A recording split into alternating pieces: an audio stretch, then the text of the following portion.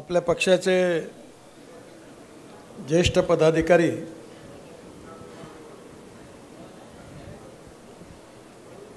आदरणीय संजय बेंडे, आपले लोकप्रिय आमदार माननीय मोहन मते, मंडळाचे अध्यक्ष, सर्व पदाधिकारी आणि उपस्थित सर्व कार्यकर्ता बंधूंना आणि भगिनींना,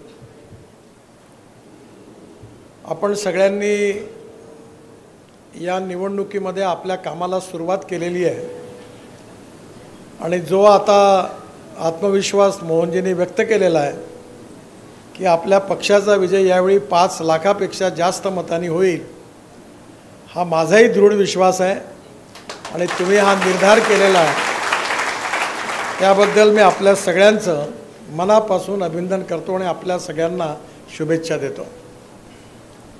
काय तुम्ही अजूनही पालकत्वाची वाट पाहताय? 95,000पेक्षा अधिकच्या कुटुंबाचे आयुष्य आनंदाने भरले आहे। आजच कॉल करा आणि मिळवा फर्टिलिटी ट्रीटमेंटवर सूट आणि सर्वांना द्या आनंदाची बातमी। साधारणतः या निवडणुकीमध्ये आपल्या सगळ्यांना एक मोठी संधी आहे। ती संधी ही आहे की 10 वर्षामध्ये मोदीजींच्या नेतृत्वाखाली आपल्या सरकारने समाजोपयोगी, लोकोपयोगी वेगवेगळ्या प्रकारची जी कामं केलेली आहेत ती लोकांपर्यंत पोहोचवण्याची संधी आपल्या सगळ्यांना मिळालेली आहे। एक प्रकारे आपल्या कार्याचं परफॉर्मन्स ऑडिट घेऊन आपण जनतेच्या न्यायालयात जातो आहे आणि त्यामुळे ही एक काम खूप मोठी आहे। म्हणजे याची संख्या एवढी मोठी आहे की आपण बोलायचं ठरवलं तरी बरेचसे विषय सुटून जातात। आज दक्षिण नागपूरमध्ये तुम्हाला कारण असं आहे, लोक खूप लवकर विसरतात, पण मी ज्यावेळी आमदार झालो त्यावेळी पहिला विषय होता तो म्हणजे नागपूरच्या रिंग रोडचं काम करणं। हा जो रिंग रोड आहे समोरचा, आता हा रोडच नव्हता आणि हा जो मानेवाड्याचा रोड होता, जो तुकडोजी महाराज पुतळा इथपर्यंत येतो, हे विठ्ठल बेदेला आठवत असेल, त्यावेळी विजय गजबिये, ज्ञानेश्वर बसेशंकर, आपला वासुदेव वासनकर, आम्ही सगळे तिथे उपोषणाला बसले होते आणि या ठिकाणी पुरा अंधार होता। या रोडवर ॲक्सिडेंट होत होते आणि आपण पहिल्यांदा आता रिंग रोड तर केलाच, पण मी मंत्री झाल्यानंतर 450 कोटी रुपये देऊन हा पूर्ण सिमेंट कॉन्क्रीटचा रोड मंजूर केला, सिमेंट कॉन्क्रीट रोड। आणि आता मोहन मतेंच्या प्रयत्नामुळे आता या रोडवर फ्लायओव्हर पण होणार आहे, त्यामुळे याचं सगळं स्वरूपच बदललेलं आहे। दक्षिण नागपूरमध्ये परवा मी 7 पाण्याच्या टाक्यांचं उद्घाटन केलं आणि आपल्या सगळ्यांचं स्वप्न होतं की नागपूर शहरामध्ये 24 तास पाणी मिळालं पाहिजे। मला आठवतं मी स्वतः फ्रान्समध्ये पॅरिसला विवोलिया कंपनीमध्ये 24/7 हा प्रकल्प बघण्याकरता गेलो होतो आणि मी नाल्याच्या खाली जाऊन पाईपलाईन कशी होते, कसं ते कॉम्प्युटराईज आहे ते सगळं बघितलं आणि आपण आपल्या शहरामध्ये या कामाला सुरुवात केली। आज जवळपास 70 ते 75% आज नागपूर शहरामध्ये आपण 24 तास पाणी पोहोचवण्यामध्ये यशस्वी झालो आहे आणि मला विश्वास आहे की पुढल्या 3-4 महिन्यामध्ये नागपूर शहरामध्ये सर्व दूर 24% पाणी मिळेल, 24 तास पाणी मिळेल आणि कुठेही आपल्याला टँकरनी पाणी पोहोचवण्याची गरज भासणार नाही। आज भारतातलं हे पहिलं शहर आहे की ज्या ठिकाणी आपण आज एवढ्या मोठ्या प्रमाणावर पाणी पुरवठ्याची योजना 24/7 यशस्वी केली आहे। एका ठिकाणी आपण डबल डेकर टाकी बांधतो आहे, टोटल 89 टाक्या बांधायचं आपण ठरवलं होतं, 79 टाक्या आपण बांधून पूर्ण केल्या, 2 टाक्यांची लोकेशन अजून नक्की व्हायची आहे आणि बाकी 8 टाक्यांचं काम सुरू आहे जे 4 महिन्यात पूर्ण होणार आहे। म्हणजे एकंदरीत वाढत्या नागपूरचा जो विस्तार आहे तो लक्षात घेता पाण्याची कमी नाही आहे। तुम्हाला आठवत असेल, साधारणतः बहुतेक कल्पना महापौर असेल किंवा त्याच्या आधीची गोष्ट असेल की कन्हानवरून आपल्या पेन्समधून गोरेवाड्याला पाणी यायचं ते कॅनॉलनी यायचं. आपण 1300 कोटी रुपये खर्च करून ह्या कॅनॉलचं कन्व्हर्शन पाईपमध्ये केलं आणि आता ते पाणी आपल्याकडे येतं. त्यामुळे वेस्टेज जाणारं पाणी आपण वाचवलं. पेसला त्यावेळी आपल्या पाण्याला मीटर नव्हतं. इरिगेशन आपल्याकडनं पैसे वसूल करायचे, तिथे आपण फ्लो मीटर लावलं आणि दरवेळेला पाण्याचा प्रश्न होता. कारण आपल्या नागपूरचा पाणी पुरवठा असा आहे की मध्य प्रदेशमध्ये पाऊस पडतो, ते पाणी तोतलाडोहमध्ये येतं. तोतलाडोहमध्ये 180 मेगावॅट वीज तयार होते हायड्रो पॉवर, आणि ती पॉवर तयार झालं ते पाणी पेसमध्ये सोडतं आणि पेसमधून ते पाणी मग आपल्या नागपूर शहरात गोरेवाडाला कॅनॉलनी येतं. या पाण्यामध्ये 3 रिझर्वेशन होते. एक पहिलं पाणी नागपूर महानगरपालिकेला होतं. दुसरं पाणी जे होतं ते विशेषतः आपल्या इथे MSEBीचं कोराडी आणि खापरखेड्याला 4000 मेगावॅट पॉवर आहे, त्यांचं रिझर्वेशन होतं. आणि दुसरं रिझर्वेशन जे होतं ते रामटेक आणि मौदा भागातल्या शेतकऱ्यांना सिंचनाकरता होतं. पण रामटेक आणि मौद्यातल्या शेतकऱ्यांना पाणी मिळत नव्हतं. त्यामुळे तिथे आशिष जयस्वाल वेळोवेळी मागणी करायची की आमच्यावर अन्याय होता. मग आपण नवीन योजना तयार केली आणि नागपूर शहरातलं जे सांडपाणी आहे, तुम्ही जे टॉयलेटमध्ये टाकता, ते पाणी आपण शुद्ध केलं. मोठे 2 प्रकल्प आपण भांडेवाडीत टाकले आणि ते पाणी आता आपण कोराडी खापरखेड्याला देतो. आणि त्या पाण्यामुळे आता वीज मंडळाचं रिझर्वेशन ते पाणी वापरत नाही आणि नागपूर शहराकरता पुन्हा 400 MLD एक्स्ट्रा पाणी आता उपलब्ध झालं. आणि मला सांगताना आनंद होतो आहे की टॉयलेटचं पाणी विकून 300 कोटी रुपये वर्षाचे कमावणारी महानगरपालिका जर कोणती असेल तर ती नागपूर महानगरपालिका. आणि त्यामुळे आज पाण्याची आपल्याला समस्या नाही, पुढल्या 25 वर्षात नाही आहे. आणि आता तर पेन्समध्ये तोतलाडोह, मी दर पावसाळा झाला की एक माहिती घेतो की तोतलाडोह किती भरला आहे. मागच्या वर्षी 90% भरला. आणि आता आपण ज्यावेळी सुरुवात केली आताही पण जवळपास 40-45% पाणी आहे. त्यामुळे उन्हाळ्यात पाण्याची टंचाई नाही आहे. 700 MLD पाणी आपण पेन्समधून घेतो आणि 180 MLD पाणी आपण कनालमधून घेतो. तुम्हाला आठवत असेल कनालमध्ये दरवर्षी पूर यायचा आणि रेतीचा बंधारा वाहून जायचा. आपण त्या ठिकाणी सिमेंट कॉन्क्रीटचा बंधारा बांधला आणि आता त्या ठिकाणी पंप आणि सगळे व्यवस्थित केले आणि त्याच्यामुळे 180 MLD पाणी उत्तर आणि पूर्व नागपूरमध्ये हे आपण कनालचं पाणी वापरतो. म्हणजे पाण्याची कमी नाही आहे. पण आपल्या शहरामध्ये जे पाणी आलं त्याच्यामध्ये 700-800 MLD पाणी येतं, पण फक्त 350 ते 400 MLDचा हिशोब आहे. बाकी 400 MLD पाणी कुठं जातं काही कळत नाही. म्हणून आपण वॉटर ऑडिट सुरू केलं, पाण्याच्या टाक्या बांधल्या. आता पाण्याच्या टाक्यावर मी प्रेशर पंप लावायला सांगितले आणि मिनिमम प्रेशर जे कमी ठेवलं होतं त्याचा डबल केलं. मी म्हटलं पाईप फुटले तर फुटू द्या. आपण नवीन पाईप लो 25 कोटी रुपये दर वर्षाचे डक्ट आयनचे पाईप हे ऑरेंज सिटी कंपनी लावणार आहे आणि त्याच्यावरचे पाईप जे आहेत ते महानगरपालिका देणार आहे. आणि आता आपण सगळ्या ठिकाणी पाईपलाईन नवीन टाकतो आहे. त्याचं कामं जोरात सुरू आहे. आपल्या नागपूरचेच VRCचे विद्यार्थी होते, माझे मित्र होते डॉक्टर दहाशस्त्र, ते वर्ल्ड बँकेचे टेक्निकल ॲडवायझर आहे, जीवन प्राधिकरणाचे प्रमुख होते. त्यांना मी नागपूरला बोलावलं आणि ते 1 रुपया न घेता आपल्या स्कीमचं मॉनिटरिंग करतात. आणि परवा मी आपल्या इथे IT पार्कला त्या ठिकाणी त्या कंपनीच्या ऑफिसमध्ये गेलो, मी आणि कमिशनर, आणि पूर्ण स्क्रीनवर कुठे पाणी किती जातं, कुठे मिळतं, कुठे मिळत नाही याचा हिशोब घेऊन रोजचा रेकॉर्ड त्यांना द्यावा लागतो. त्यामुळे येणाऱ्या 3-4 महिन्यामध्ये पिण्याच्या पाण्याचा प्रश्न पूर्णपणे सुटेल. आपल्याला स्मार्ट सिटीच्या आपल्या ग्रेडेशनमध्ये दरवेळा अडचण यायची सॉलिड वेस्ट मॅनेजमेंटची. आपण यावेळी माझं स्वप्न होतं की आपल्या कचऱ्यापासून वेस्ट टू वेल्थ झालं पाहिजे.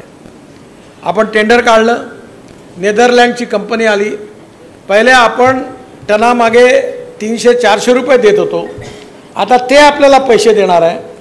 म्हणजे आपण ते पैसे वाचवले आणि त्या कचऱ्याला सॅग्रिगेट करून त्याच्यातून ग्लास, मेटल आणि प्लास्टिक वेगळं काढून आपण त्यातल्या ऑर्गॅनिक वेस्टपासून बायो CNG आणि बायो LNG तयार करणार आहे. आणि पुढच्या वर्षी तुम्हाला जानेवारी महिन्यात तुमची आपल्या इथल्या ट्रक बसेस आणि तुमच्या कार या नागपूर महानगरपालिकेमधून काढलेल्या बायो CNGवर चालणार. माझी इच्छा आहे, मी नेहमी आपल्या महापौरांना नगरसेवकांना तुम्ही आपल्या सगळ्या महानगरपालिकेतल्या डिझेल पेट्रोलच्या गाड्या ट्रक बंद करा. आणि नक्कीच मला विश्वास आहे की CNG सुरू झाला तर 28 टन पर डे म्हणजे आपल्या शहरातल्या मोठ्या प्रमाणात आपली वाहनं, ऑटो रिक्षा, ट्रक, बसेस या आपल्या कचऱ्यापासून तयार होणाऱ्या CNGवर चालणार आहे. प्लास्टिक पण रिसायकलिंग होणार, ग्लास पण रिसायकलिंग होणार आणि आपण वेस्टमध्ये व्हॅल्यू क्रिएट केली आणि त्यामुळे नागपूर सॉलिड वेस्ट मॅनेजमेंट आणि लिक्विड वेस्ट मॅनेजमेंटमध्ये देशातलं पहिल्या नंबरचं आपले प्रकल्प होतील असा मला विश्वास आहे. आपल्या शहरामध्ये आपण कॉन्क्रीटचे रोड बांधले, आता तुमच्यासमोर बांधणं सुरूच आहे या कार्यालयासमोर. आणि याचं कारण असं आहे की मी जेव्हा हे कॉन्क्रीटचे रोड बांधले तेव्हा डिझाईन पुष्कळ हेवी होते, पण आपण नवीन टेक्नॉलॉजी आणली, तिचं नाव आहे व्हाईट टॉपिंग. आणि त्या 6 इंच आणि 8 इंचाचा आपण कॉन्क्रीटचा स्लॅब करून रोड बांधतो आहे. मी लोकांना पब्लिकली सांगतो, आता मी 1997मध्ये आपल्या इथले रोड बांधले आहेत कॉन्क्रीटचे. मानेवाड्याचा रोड बांधला विठ्ठल बेदीच्या घरासमोर, 18 इंची. तर आता गड्डा पडला का त्याच्यावर?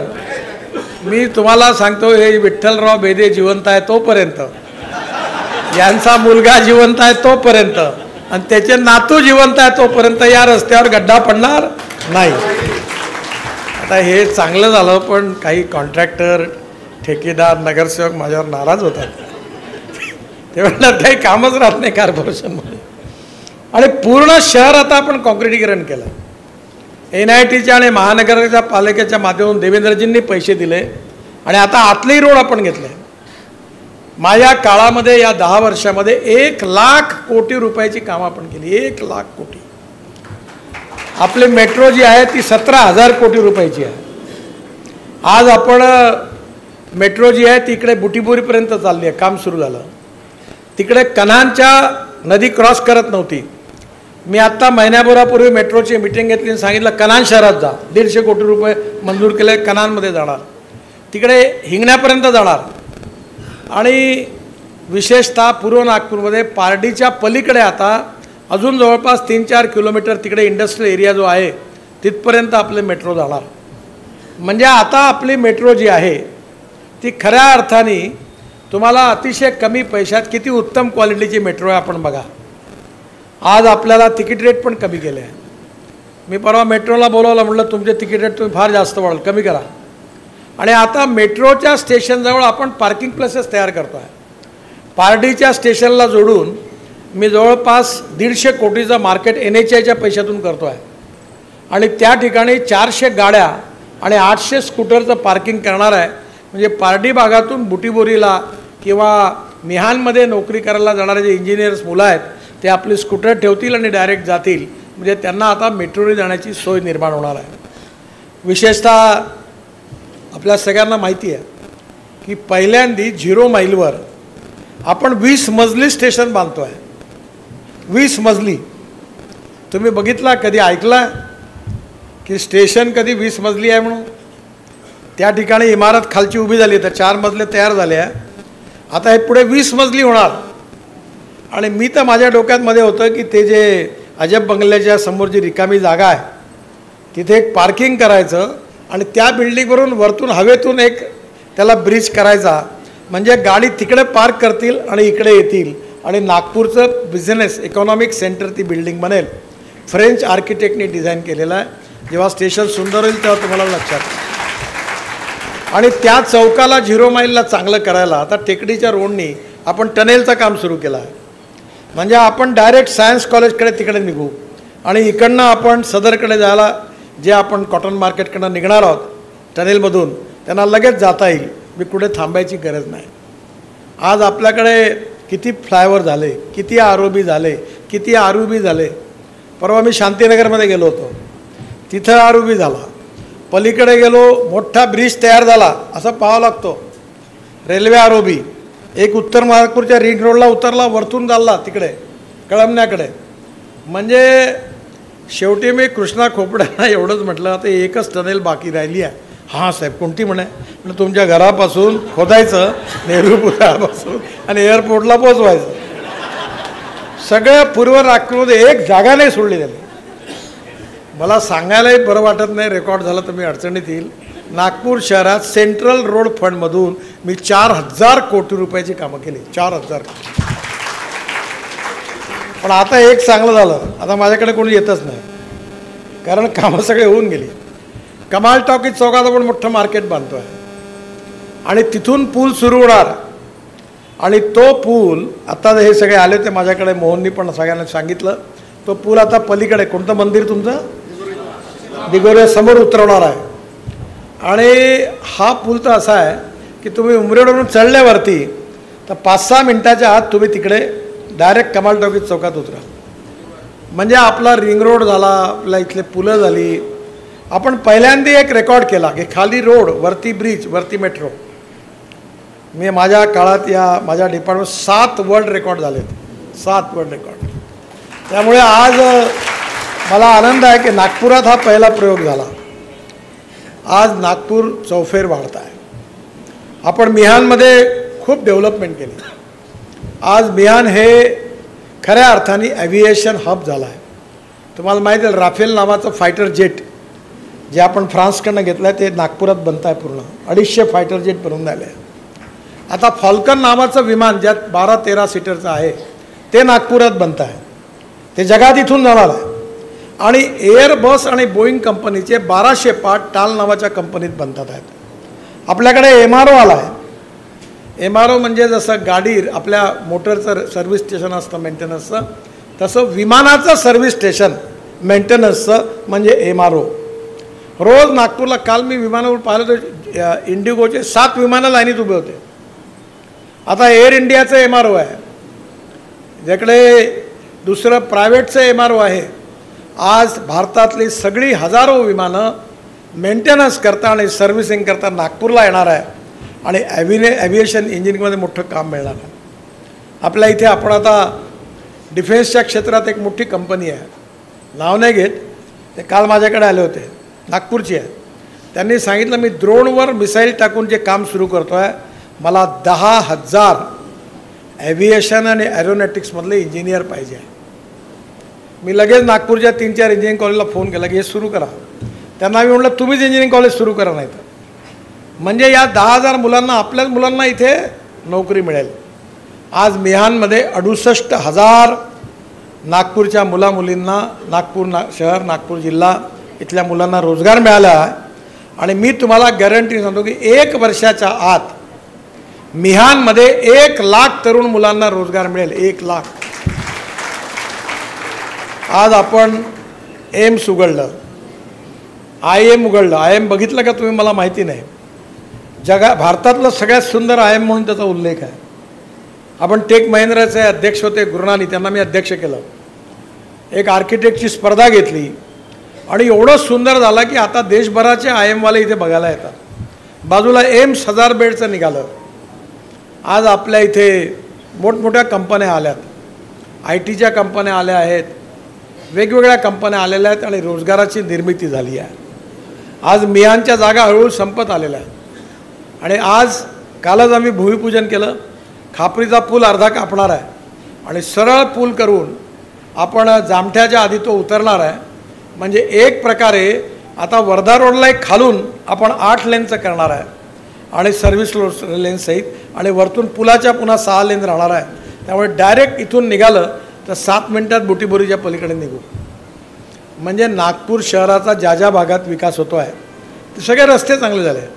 तुमच्या भागातला नागपूर उमरेड रोड, आता मला पहिले उमरेडला जायला 1.5 तास लागायचं, आता मला 35 मिनटात गेलो आम्ही. म्हणजे आज त्याच्यामुळे उमरेड रोडच्या बाजूला आता नवीन कॉलन्या तयार व्हायला लागल्या. म्हणजे कामठी रोड विकसित झाला, इकडे छिंदवाडा रोड डेव्हलप झाला, अमरावती रोड डेव्हलप झाला आणि आज नागपूरचा चौफेर विकास होतो आहे. वीज, पाणी, दळणवळणाची साधनं तर झालीच, पण आपल्याला अभिमान वाटेल असं 2200 लोक, 2250 लोक बसू शकतील असं सुरेश भट सभागृह, आपण देशातलं सगळ्यात सुंदर सभागृह म्हणून ज्याचा उल्लेख होतो ते आपण बांधलं. आज किती सुंदर कार्यक्रम होतात कमी पैशात. आज नागपूरमध्ये आपण म्युझिकल फाउंटेन तयार केलं. लोक त्याचं रेटिंग जगातलं सगळ्यात सुंदर फाउंटेन म्हणून उल्लेख करतात. त्याचं संगीत AR रहमानांनी त्याचं तयार केलं. कॉमेंट्री अमिताभ बच्चनची आहे, हिंदीमधली कॉमेंट्री गुलजार साहेबांची आहे, मराठीतली नाना पाटेकरची आहे आणि 5 ऑस्कर विनर आहेत. त्यांनी त्यात आपलं टॅलेंट कॉन्ट्रीब्यूट केलं आहे. आणि किती सुंदर पाण्याच्या याच्यावर आपण नागपूरचा इतिहास बघितला आहे. आणि आता पुढल्या वेळी आपण वेगवेगळ्या प्रकारचा इतिहास पाण्यावर दाखवू. ती सुरुवात केवळ एकच आहे की ते जे तुम्ही बघितलं ते फाउंटेन हे ट्रेलर होतं, त्याची अजून फिल्म सुरू होणं बाकी आहे. तेलंगखेडी गार्डन चांगलं करायचं होतं. मी आता नर्सरी तयार केली आहे. मी माझ्या फंडातून 1 कोटी रुपये दिले आहेत. 5000 गुलाबाच्या जाती निवडल्या आहेत, 700 कमळाच्या जाती निवडलेल्या आहेत, सगळे तयार झाले आहेत. थोडासा लिगल प्रॉब्लेम आहे. मधल्या काळात ते तेलंगखेडी बगीचा ज्याला दिला त्याने अडचणी निर्माण केल्या काम करण्याकरता, म्हणून थोड्या अडचणी आहेत. बाजूला आपण तिथे एक मोठा फूड मॉल बांधतो आहे. 4 मजली पार्किंग आहे, ॲटोमॅटिक लिफ्टमध्ये गाडी जाईल वरती जाईल. आणि त्याच्यानंतर 6 मजली फूड रेस्टॉरंट्स आहेत. आपल्या इथे फुटपाथवर खायच्या ऐवजी तेवढ्याच रेटमध्ये वरती बसून आपल्याला तलावाकडे बघून पावभाजी आणि चायनीज खाता येईल.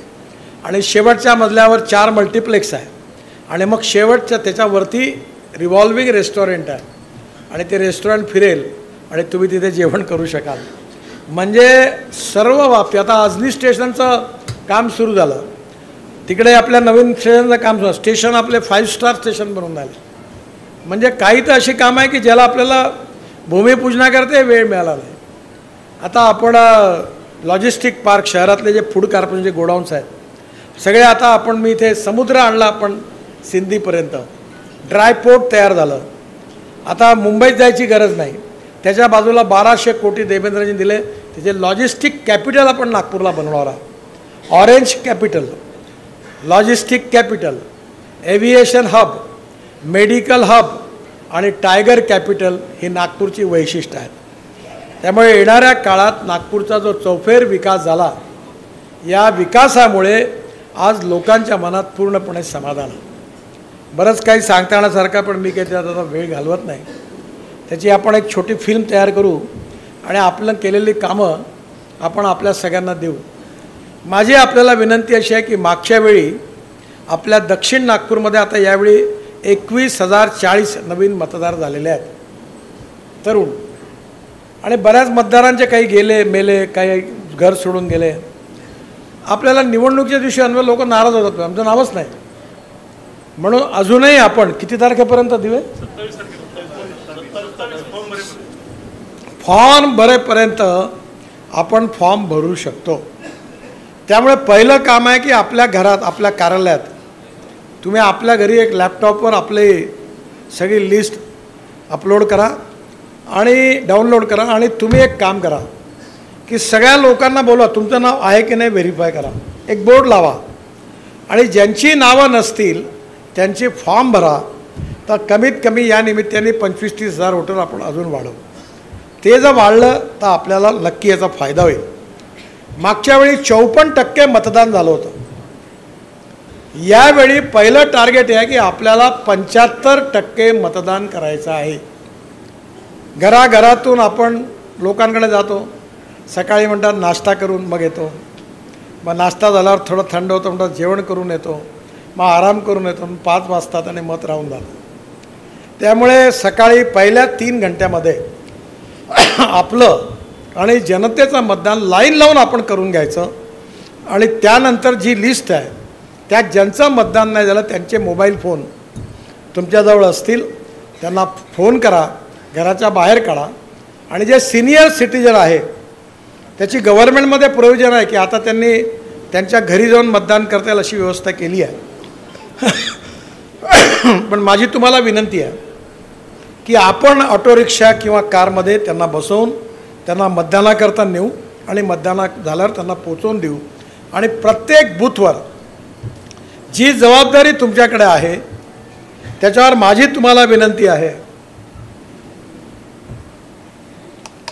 की 75% मतदान झालं पाहिजे.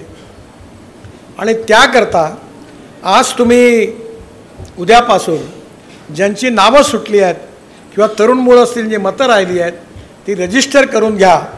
आणि प्रत्येक प्रभागातून प्रत्येक बूथमधून ही सगळी नावं जर आपण इन्क्लूड केली तर आपली ही संख्या नक्की वाढेल. मागच्या निवडणुकीमध्ये एकूण मतदार 3,75,719 होते आणि मला 1,99,641 मतं म्हणजे जवळपास 2 लाख मतं मिळाली. म्हणजे आपण जर हिशोब केला नाही, मला 1,14,945 मतं मिळाली आणि मतदान जे झालं ते 1,99,641 झालं. 53% टक्केवारी होती आणि त्यापैकी 58% मतं मला मिळाले. काँग्रेसला 71,421 मिळाली, 36%, आणि जे दुसरा कॅन्डिडेट त्याला 5,472 मिळाली आणि 42,524 मताचा लीड होता. आता माझी विनंती आपल्याला आहे की यावर्षी कमीत कमी 2.5 लाख मतदान झालं पाहिजे आणि 2.5 लाख मतदानाच्या ह्याच्यातलं कमीत कमी 1,60,000 मतदान हे भारतीय जनता पार्टीला मिळालं पाहिजे. याची जबाबदारी आपली आहे, कारण आपण मतदाराचं पर्सेंटेज वाढवणार. आता इथे प्रॉब्लेम काय आहे की 54% मतदान झालं आणि 80% मतदान मला मिळालं, पार्टीला मिळालं. त्यामुळे मतदान तुम्ही जर वाढवलं तर त्या टक्केवारीत आपली वाढ होणार आहे आणि त्यामुळे आपण याच्यात लक्ष घातलं पाहिजे आणि त्यामुळे हे मतदान 75% झालं पाहिजे आणि मिळालेल्या मतदानामध्ये 75% मतदान आपल्याला मिळालं पाहिजे. हा प्रयत्न जर आपण केला तर नक्कीच 5 लाखाचा जो लीड आहे तो आपण नक्की काढू शकू तुमच्या सगळ्यांच्या प्रयत्नांमधून, असा मला विश्वास आहे. मागच्या वेळी विधानसभेत आपले थोडी मतं कमी झाली होती, पण यावेळी आपण 2019च्या आकडेवारीवर जो विचार केला त्याच्यामध्ये 50%पेक्षा जास्त मतं मिळाली असे 261 बूथ आहेत. माझी विनंती आहे आपल्या पदाधिकाऱ्यांना की प्रत्येक बूथला ह्या कॅटेगरीचं नाव लिहून त्यांना द्या. आता ज्या बूथवर मला 50% मतदान झालं त्यापेक्षा 50% मतदान जास्त मतं मिळाली ते 261 बूथ आहेत. तर या सगळ्या बूथवर मला कमीत कमी 75% मतदान झालं पाहिजे. जेवढं झालं ती जबाबदारी आता बूथ प्रमुखांची आहे. दुसरं, ज्या मतदान केंद्रावर 30%पेक्षा जास्त आणि 50%पेक्षा कमी झालं असे 41 बूथ आहे, त्या बूथवर आपल्याला 50% मतं किंवा जास्त मतं मिळाली पाहिजे. हा प्रयत्न आपल्याला करायचा आहे. बूथवर ते लिहून आपल्याकडे येईल. आणि जिथे आपल्याला 30%पेक्षा कमी मतं मिळाली आहेत अशी 46 बूथ आहेत आणि माझी आपल्याला विनंती आहे की त्या ठिकाणी कमीत कमी 30% त्यावरती मतं मिळाली पाहिजे, असा आपल्याला प्रयत्न करायचा आहे. आता ही जी मतं मिळालेली आहे ते जातीपातीचं तर मी काही मानत नाही, पण स्टॅटिस्टिक आहे म्हणून तुम्हाला सांगतो. आपण कधी भेदभाव नाही केला. जात, पंथ, धर्म, भाषा आणि पार्टी जो येईल त्याचं काम केलं.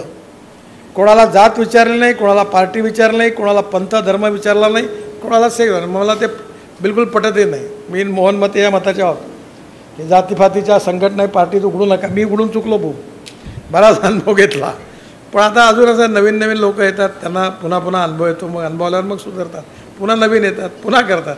हे माणूस हा जातीने श्रेष्ठ नाही आहे, माणूस हा गुणांनी श्रेष्ठ आहे. त्यामुळे जात, पंथ, धर्म, भाषा, सेक्स याच्या आधारावर आपल्याला राजकारण नाही करायचं. सबका साथ, सबका विकास, सबका प्रयास हे आपलं मूलभूत विचार आहे आणि हे जातीपातीचं राजकारण बिलकुल नाही करायचं. तर मी त्यावेळी अजून कठोर आहे. मग मिळेल तर मिळेल, नाही तर हे नाही करायचं, मी नाही करायचं.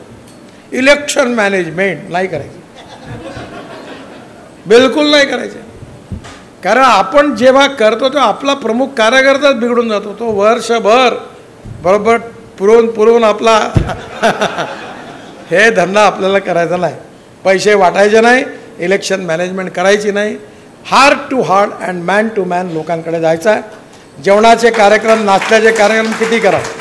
आणि मी पुन्हा सांगितलं की आता पंचपक्वान्न हा शब्द बरोबर नाही, पण जेवण चांगलं द्या, गोड द्या, उत्तम जेवण द्या. कार्यकर्ते आनंदात राहिले पाहिजे. नाश्ता आणि जेवणामध्ये काही कंजूसी करू नका.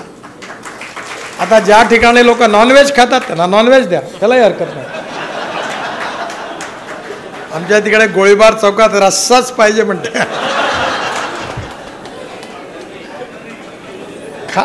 याला हरकत नाही, पण याच्या व्यतिरिक्त बाकी काही करू नका. तुम्ही करू नका, माझ्याकडे आणू नका की हे 1 लाख रुपये द्या, याचे काम आहे ते, काय गरज नाही करायचं.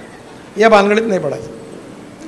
आणि मग आपल्याला इलेक्शन जे आहे त्याच्यात heart to heart and man to man. माझी तुम्हाला एक विनंती आहे, माझ्याकडे तर 18 लाख फोन नंबर गोळा झाले आहेत. तुम्ही तुमच्या बूथमध्ये पहिलं काम सुरू करा, महिला युवक सगळे मिळून, की सकाळी 8 वाजता घरातून निघून 8 ते 9:30, 7:30 ते 9:30 केलं तर उत्तम. तुम्ही यादी घेऊन निघा आणि त्याच्यामध्ये प्रत्येकाच्या घरी जा, एक पॉम्पलेट आपण त्याला देऊ आणि त्याला एवढं सांगा की यावेळी सगळ्यात महत्त्वाचे 2 मुद्दे आहेत जे जातीवर मात करू शकतात. की ज्यावेळी कोविड आला त्यावेळी आपण सगळ्यांनी किती काम केलं, मोहननी किती मोठ्या प्रमाणात काम केलं तुम्हाला माहिती नसेल. मी त्या काळामध्ये माझी फॅमिली मी आर्थिकदृष्ट्या अडचणीत होतो. 4-4, 6-6 महिने पगार नव्हते दिले. पण त्याही परिस्थितीत मी 4 कोटी रुपयाचं साहित्य फुकट गरीब लोकांना वाटण्याची व्यवस्था केली आणि सांगितलं की तुम्हाला जेवढं पाहिजे तेवढं मागायला. मी माझ्या मुलाला सांगितलं की ही वेळ आहे, समाज संकटात आहे, चिंता करू नका, आपलं जे होईल ते नंतर पाहू. तेल, साखर, मसाले, सॅनिटायझर सगळं जेवढं देता येईल तेवढं दिलं. यावेळी समाज संकटात आहे. मी 100 कोटी रुपयापेक्षा जास्त केवळ कोविडच्या काळामध्ये व्हेंटिलेटर्स, ऑक्सिजन पायपॅक, कॉन्सन्ट्रेटर, ॲम्ब्युलन्स 70-80 आणि एवढंच नाही तर रेमडेसिवीर बनवलं, फंगसचे इंजेक्शन बनवले. आणि जेव्हा ऑक्सिजन विना लोक मरण्याच्या स्थितीत होते त्यावेळी मी एअरफोर्सच्या चीफला फोन केला आणि त्याला सांगितलं तुमचा हवाई जहाज पाहिजे. म्हणजे साहेब म्हणलं मला ट्रक तिथून ऑक्सिजन आणायचा आहे. तर म्हणजे ऑक्सिजन भरलेला ट्रक साहेब विमानातून नाही आणता येणार, पण खाली ट्रक नेता येईल. म्हटलं हरकत नाही, नागपूरच्या एअरपोर्टवर विमान पाठवा. मी इकडनं विशाखापट्टणम आणि ओरिसामध्ये तिकडे अंगुलकडे आम्ही तो ट्रक ऑक्सिजन घेऊन यायचा, लगेच सगळ्या दवाखान्यात द्यायचो, रिकामा ट्रक विमानात घालायचो आणि विमान तिथे येऊन ट्रकला सोडून द्यायचं. आणि आपण ऑक्सिजन आणला, डॉक्टर अशी वाट पाहत होते, लोक मरण्याच्या स्थितीत होते. कुठे 2 तास 3 तास ऑक्सिजन नसता आला तर हजारो लोक मेले असते. आपण नागपुरातच नाही संपूर्ण विदर्भात मराठवाड्यापर्यंत आपण ऑक्सिजन पोहोचवला आणि लोकांचे प्राण वाचले. त्या काळामध्ये मी चूक केलं की बरोबर केलं मला माहिती नाही.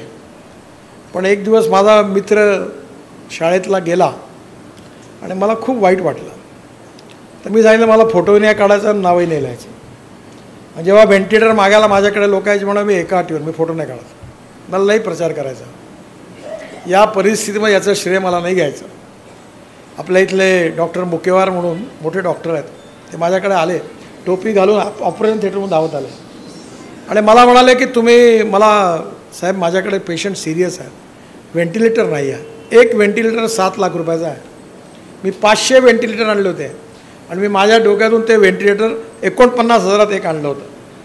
तर मी ज्यावेळी त्यांना विचारलं तुम्हाला किती पाहिजे, साहेब मला तुम्ही 2-3 द्या. मला 5 दिले तर खूपच चांगलं, 5 घेऊन जा.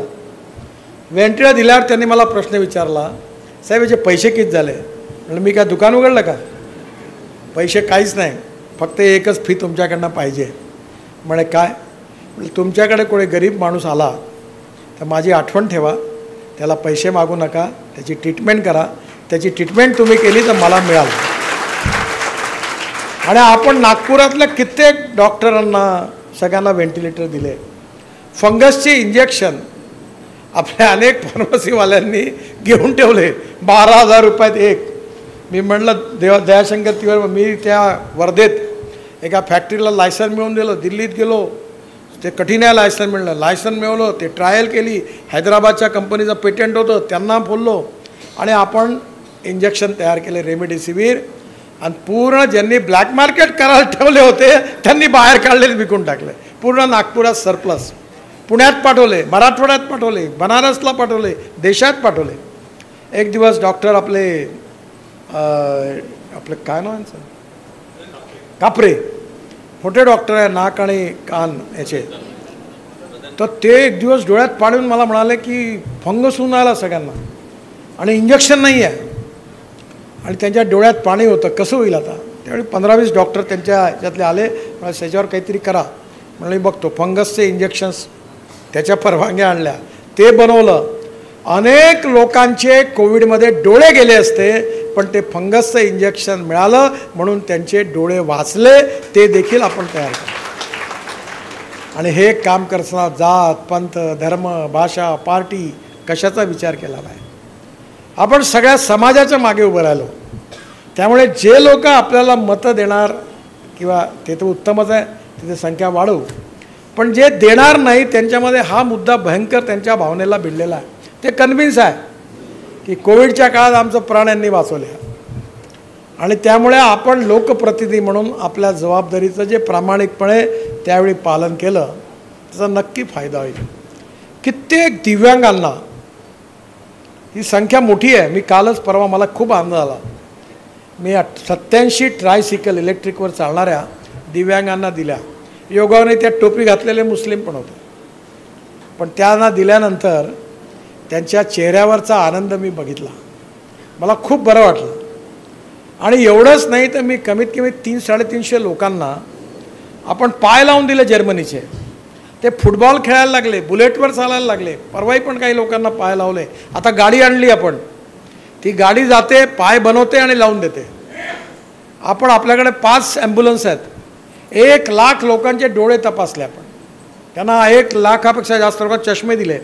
आता कधी कधी चष्मे असे दिले चांगल्या क्वालिटीचे, मी वस्तीचं नाव नाही घेत, येथे श्रीमंत लोक राहतात फ्लॅश सिस्टीममध्ये, तेही लाईनमध्ये येऊन त्यांनी 100 रुपयाचा चष्मा घेतला.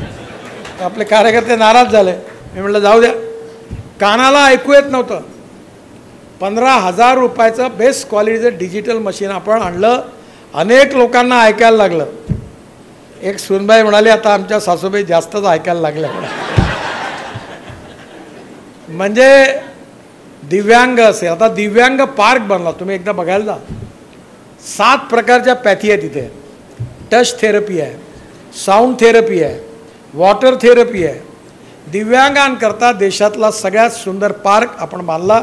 आता दिव्यांगांकरता मोठा स्पोर्ट्स स्टेडियम आणि स्पोर्ट पार्क पण बांधायचा आपला विचार आहे. गरीब लोकांना आपण घरं दिले. त्यामुळे दिव्यांगांना दिव्यांगांचा विषय सांगा.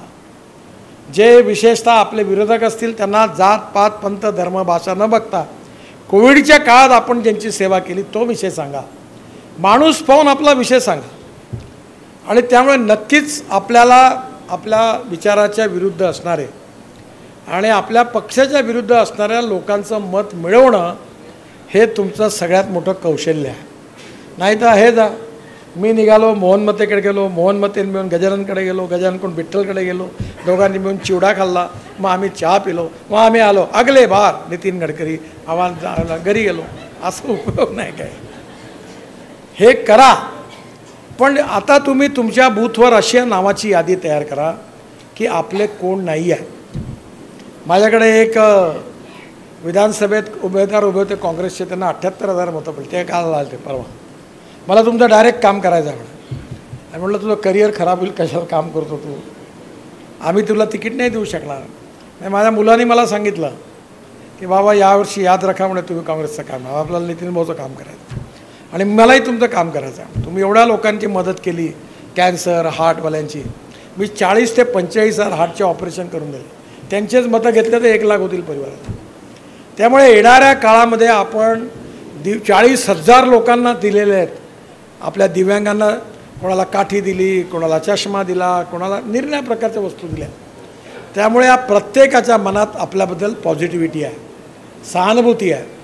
आणि त्यामुळे मला विश्वास आहे की काँग्रेसचे जरी असतील, मुस्लिम जरी असतील, दलित समाजातले असतील, तरी त्यांच्यामध्ये आपल्याबद्दल जो गैरसमज आहे तो दूर करून, कारण जेव्हा कन्व्हिन्स करता येत नाही तेव्हा कन्फ्यूज करतात, तेव्हा त्यांच्यासमोर योग्य प्रकारे विषय मांडून तुम्ही त्यांना कन्व्हिन्स केलं आणि न मिळालेली मतं आपण जर मिळवून दिली आणि झालेल्या मतदानापैकी 75% मतदान भारतीय जनता पार्टीला आणि कमळाला जर मिळालं तर मी तुम्ही म्हणता त्याप्रमाणे 5 लाखापेक्षा जास्त मार्जिनने आपली पार्टी नक्की विजयी होईल असा मला विश्वास आहे.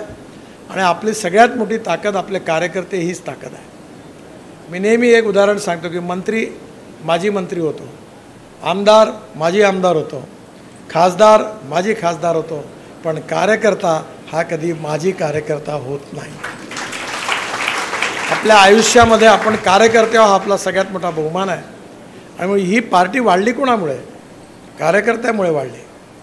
आज अनेक कार्यकर्ते इथे जुने बसलेले आहेत, यांच्या आधीचे कार्यकर्ते आहेत. जेव्हा प्रतिकूल परिस्थिती होती, मान सन्मान प्रतिष्ठा नव्हती, अपमान होता, समाजात रिकग्निशन आणि रिस्पेक्ट नव्हता, तेव्हा आपल्या कार्यकर्त्यांनी आपला पक्ष जिवंत ठेवला आणि वाढवला. त्या असंख्य कार्यकर्त्यांच्या त्यागातून, बलिदानातून आज आपला पक्ष एवढा मोठा झाला. त्यामुळे आपला पक्ष हा कार्यकर्त्यांचा पक्ष आहे, हा परिवारवादी पार्टी नाही. त्यामुळे आपल्या सगळ्यांचा पक्ष आहे आणि यावेळी ऐतिहासिक विजय मिळवणं हा व्यक्तिगत माझा नाही, हा पक्षाचा विजय आहे. आणि सगळ्यात महत्त्वाचं म्हणजे हा माझ्यासमोर बसलेल्या कार्यकर्त्यांचा विजय. कारण मी खासदार तुमच्यामुळे झालो. मी जर खासदार नसतो झालो तर मी मंत्री झालो नसतो, मंत्री नसतो झालो तर काम नसतो करू शकलो. त्यामुळे मला जी संधी मिळाली ती तुमच्यामुळेच मिळाली. त्यामुळे आता जे काही काम झालं त्याच्यापेक्षा जास्त काम करण्याकरता आपल्या सगळ्यांच्या शुभेच्छा आणि आशीर्वाद हे नक्कीच मिळतील. आणि या मतदारसंघातून 5 लाखापेक्षा जास्त मार्जिनची लोकसभेत आपल्याला मिळवायची आहे.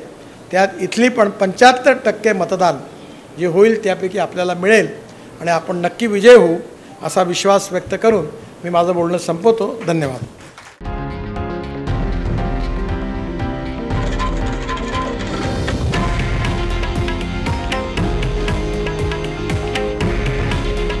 हे आहे देशातील नंबर 1 न्यूज नेटवर्क आणि आपण पाहत आहात TV9 मराठी. काळजी तुमची, हित महाराष्ट्राचं.